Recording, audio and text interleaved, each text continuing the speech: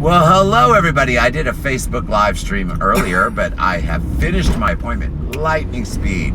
Pumped out my stomach, put some new stuff in, gave me a shot in my ear, looked at my head, said go home. So, very easy day at the hospital. I knew it would be. They did take some samples for testing for stuff I have to get done tomorrow, but nothing too dramatic.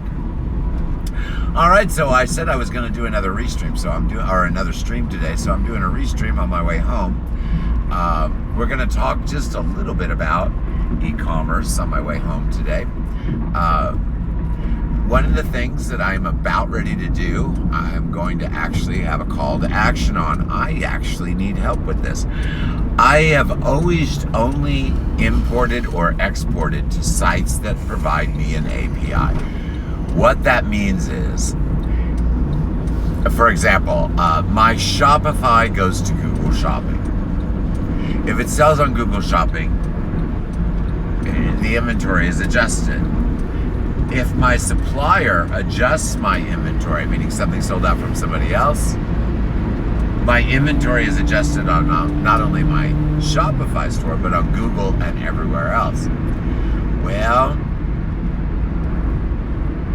Prairie Grit doesn't have an API for me. And I'm going to first thing I want to get in there is my costumes. It may be too late for Halloween by the time I get it done because I have to figure this all out. No one gave me any information. They just said, here, this is the kind of file I need. And that was it. So now I've got to figure out how to do it. I looked at Shopify. They have several ways. Some would be very tedious, 50 at a time. I may do it that way if I have my VA do it. If it's me doing it, I won't do that way. My VA, Ed, in the Philippines, he kind of knows how to do it because he was doing it with Amazon and eCom Dash for my friend. There's a fly in here. Amazon and eCom Dash for my friend Melissa Paz. Well, it's very similar. It uses a CSV file. I need an XLELE, I think is what it's called, type file. But I'm going to research that out today. So that's kind of what I'm going to be doing today. I've never pulled listings from Shopify to send somewhere else manually. Now, I used a program. I might contact Nimble because if it's $50, I might see if Nimble will do that for me. I have a guy that I know that owns Nimble. Nimble is a fantastic app. By the way, if you need to get your stuff on everything that's on the planet, Nimble's the way to do it. It will not break the bank either. I know that Nimble has a thing that it will make the CVS for you. All of your listings at once. So I can have Shopify help me do it and they email it to me. Or I might pay Nimble to do it. The reason I pay Nimble to do it, they may be able to, because they have inventory control, and Nimble may be able to make the file that he needs. And then whenever I need to do it again, I might be able to once a week make a new file, then send that file over to Prairie Grit. I delete everything and then send a whole new upload because there's going to be a lot of changes in 30 days. I'm going to do it because I want to help Prairie Grit. It would be really good for me because I'll be the only one with these products on that platform, period. Because the only way to get them there is this import thing. And to do that, you have to make arrangements with the owner. He's not going to let anyone else that carries the same products I do import into there. So I will rule those products. I love that. It's worth a little investment of time and money on my part to get it in there. Plus, he's made me a really sweet deal to do this because, 60,000 listings that have to be adjusted daily is a huge amount of work. I'm almost tempted to find out what it would cost to just develop the API for him. It's not that much. I could probably get my guy at Nimble to do it. What I want him to do is contact Nimble and say, hey, I want to use your service. Because if he uses Nimble, man, guys, he would be able to put so much stuff in there. Anyone that wanted to import anything from anywhere, all they'd have to do is go to Nimble, push a button. If it's in Etsy, push a button to be there. I mean, seriously, guys. Nimble would even give them inventory control between the sites because it's off-site inventory control. It's not done on the sites. If it sells on Shopify, Nimble adjusts the number, and then Nimble adjusts that number on all the other sites. So not even the platform has to do it. The smart way would be for him to hook his business in with Nimble, even though Nimble's not super big. It would be an opportunity for both companies. So I will whine and complain about that until that happens. But until that happens, I've got to figure out how to do this. It can be done, because he had another Shopify person that did it. They imported the whole catalog, no problem. So I just am not familiar with doing that. Because see, I always insist on an API. This is the first time ever that I'm going to list something without an API.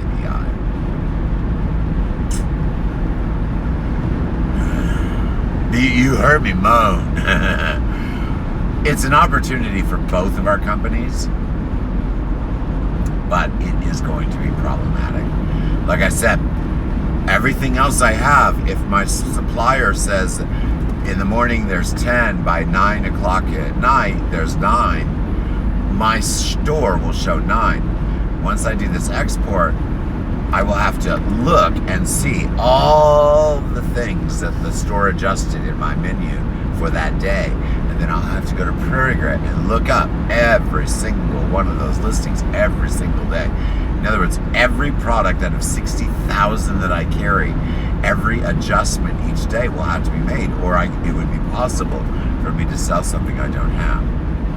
Now, I do have a lazy man's way around that, which is probably what I'm going to do. If it imports everything automatically, then I'm not going to do anything. But I have a feeling we're going to go 50 by 50. If we go 50 items at a time, I'm going to set my parameters for no items with less than 10 units to be done.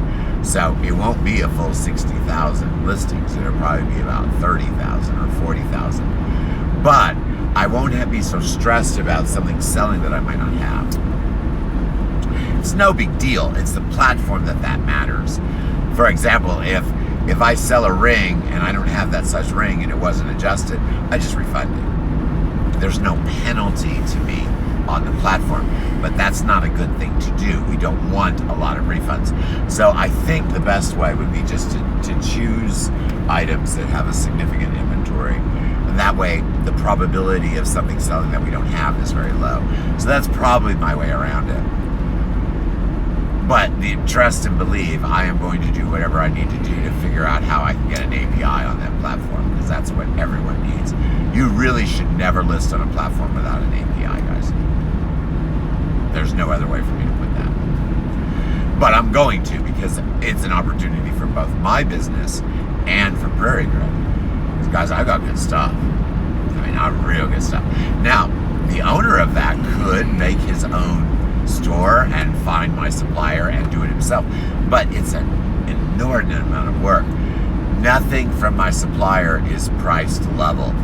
You might have one item that you pay $3 on that has a $20 resale value. Well, that's got a little margin. You might have another item that's $140 that costs me $120.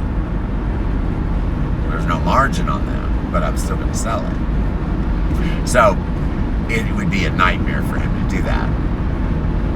But he could, and he's giving me the opportunity to do it in his stead. So I'm going to do it, even if it costs me a little bit of money.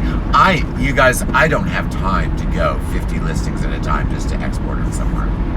And then every day to go through and adjust the inventory. That obviously means a pay increase to my VA, because he's going to have to do that along with the other million things I have been doing. Or I'm going to have to hire someone else to do that. If my VA can't handle it, because that's a lot. 60,000 listings every day. He has to check to see what's changed. He'll probably do it. But if he can't, then I'll have to hire another VA to do that. And it's worth it, provided I make sales there. If I don't make any sales there, then it won't be lasting very long, because, or at least where I'm paying to have items, adjusted daily. If I don't make any sales there after 30 days, I give it 30 days because it takes that long to index. And then I'll give it another 30 days. So I have 30 days of data. So basically in 3 months, really. If there's no real sales there, then what I'll do is I'll remove all but the huge numbered inventory items, the ones that they have thousands of. I'll remove all but those. That way I don't have to do that daily pay thing. But it is a huge opportunity for both me and Prairie Good. For me, it's good because I'll be the only one on that platform. So if anyone, you're trying to get the fly, if anyone uses their search engine, it's going to be me coming up. So that's a good thing. The second thing that's good for me is because it's in his platform, it's going to get the platform advertisement that he pays for. I don't pay for it. You know, he advertises the products in his platform. That's how Google works. So I'll get all that extra Google attention without laying out any money. So it's a good trade-off. It's a good trade-off. I am going to have to do some calculating though, because certain products that I am actually going to be sending there is significant margins on. Products with significant margins, I should be making a little more of a kickback thing to the platform. So I'm going to have to figure out a scale. Like if the product is over a certain price, I can give the platform a kickback on it, besides their fees. That will encourage the platform to sell those items. You can only do those kind of things when you have a working relationship with the platform. I used to do it on eBay, but that was years ago. So it should be a good opportunity, and I have good stuff. It's not like the stuff I have isn't going to be received well. As a matter of fact, I added 500 kitchen items last night. I haven't even looked at them in the store yet. We're going to have 60,000 items in there. I have 11,000 listings for costumes. 11,000 costume listings. I'll have about 9,000 jewelry listings. Home and garden, I think, is going to be my smallest. That's going to be about 6,000 listings. Now, I have 30,000 visible to the consumer right now. They might not all be in my collections, but if you do a search, there's 30,000 listings that you're searching. I have double that amount in drafts. What is that? What is that? La barbecue, huh? Is that what that was? Yeah. I saw a piece of equipment going down the road. I didn't know what it was. La barbecue. Was that barbecue machine? We got to go to Dollar Tree. I've got all these little side dishes because of going to the grocery store the other day, but I don't have any meat to put in them. And I'm not a vegetarian, so I'm going to have to go get some meat. I guess just get some sausage. I like sausages. So we got to go to Dollar Tree. We're just getting a little cheapy sausage. What are we having? Lasagna, the box. Oh, hamburger helper kind of thing. I guess we're having hamburger helper lasagna today. Yeah, get some hamburger, get some of those little cheapy steaks they have. You can cut them up. Yeah. And then get one package of sausage. I like the sausage they've got too. Or make jambalaya. Make jambalaya. I really no. I had spicy yesterday. It needs to be neutral today. So yeah, we're gonna go to Dollar Tree and just get some stuff to mix with the food we have at home. Alrighty guys, well I hope you enjoyed listening to me rattle on and on and on a little bit about e-commerce. I won't be on again today. As a matter of fact, I won't be on again until tomorrow morning when I do my daily vlog. Then Tuesday I'll be on at 7 p.m. Central Standard Time in the evening to do my helpful tip show. It's at the Keywebco YouTube channel. Same thing on Thursday, 7 p.m. Central Standard Time on the Keywebco YouTube channel for the helpful tip show. I am going to throw a Dragon Deals Live launch show in at the end of both shows this week. So this week, the show is helpful tips, open mic, presentation where I'll give you some topic that we'll discuss, and then question and answers, then Dragon Deals Live. Dragon Deals Live means that if you come in on Tuesday or Thursday towards the end of the show and you want us to fill a live lot box for you, what that is you tell me what kind of products you want. I want toys. My employee runs the warehouse, pulls out a few hundred cases of toys or a few cases of toys. Then we just hold one up. If you want it, we drop it in your box. We just keep doing that. And the prices are super cheap. This is lot liquidation. There's no profits made on any of this. I'm trying to empty a warehouse. We do that at the end of the show, this week only, Tuesday and Thursday. Next week I won't do it. This week only, Tuesday and Thursday, Dragon Deals live lots. Now you can look at my live lots that are available all the time. My employees did a few pictures. You can find those at bit.ly, bit.ly/capital D, capital D, capital L, capital S, small HOP, stands for Dragon Deals Live Shop. So that's capital DDLS, small HOP, in front of a bit.ly link.